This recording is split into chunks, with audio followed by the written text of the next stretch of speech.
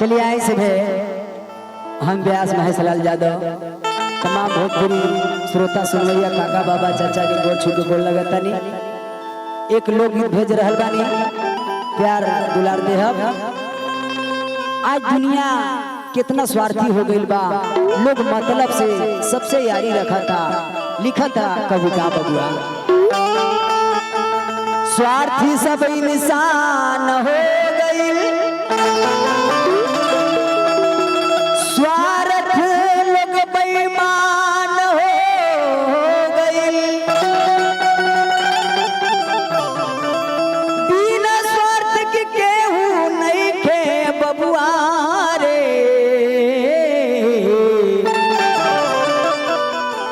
यह कल युग के पहचान हो गई।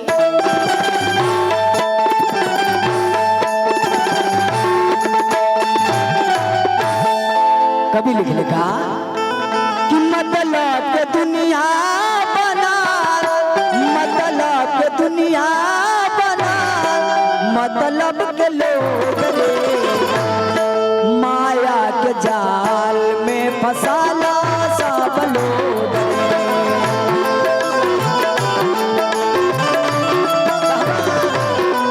हाँ, माया के जाल में फसाला सब लोग।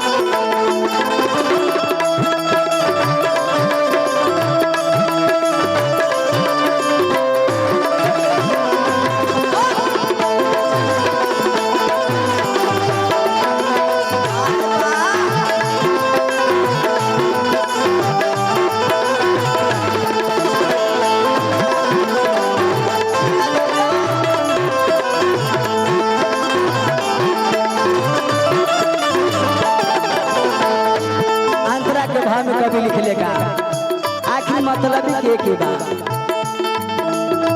मतलब के भाई बंधु, मतलब के यारी, मतलब से प्रीत कर दिया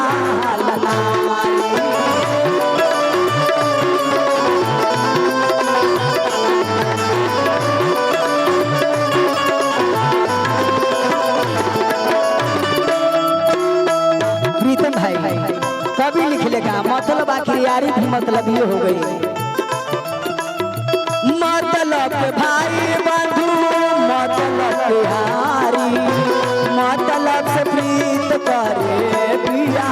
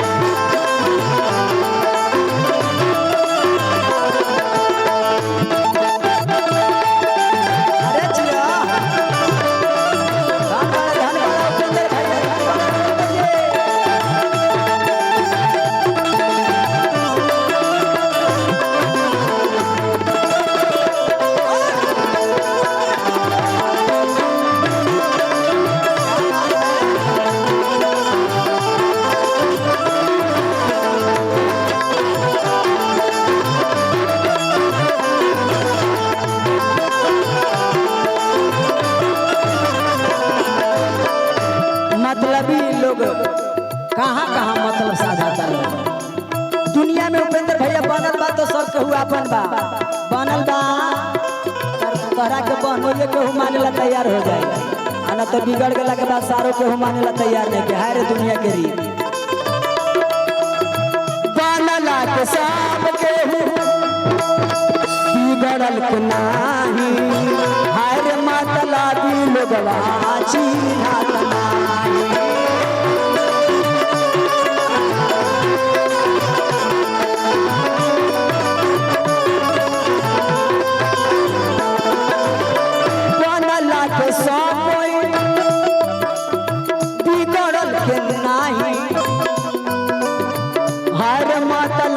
लोगवाची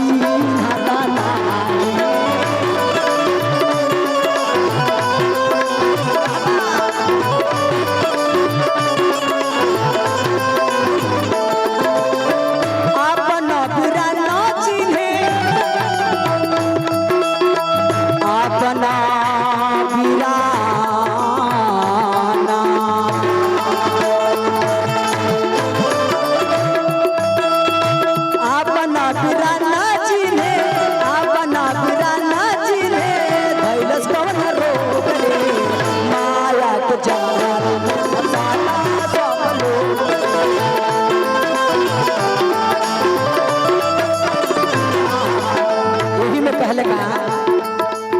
आखिर नाता रिश्ता सब कहाँ चल गए उपेंद्र भैया कोमल जी नाता रिश्ता के कोई भी मतलब अब ना बुझाता लोग मतलब बात तो हमारे मामा फूफा सब लगले अन तो सब अलग हो गए मतलब के नाता रिश्ता साली सरुआना गीत सब गीत कहे महेशा दीवाना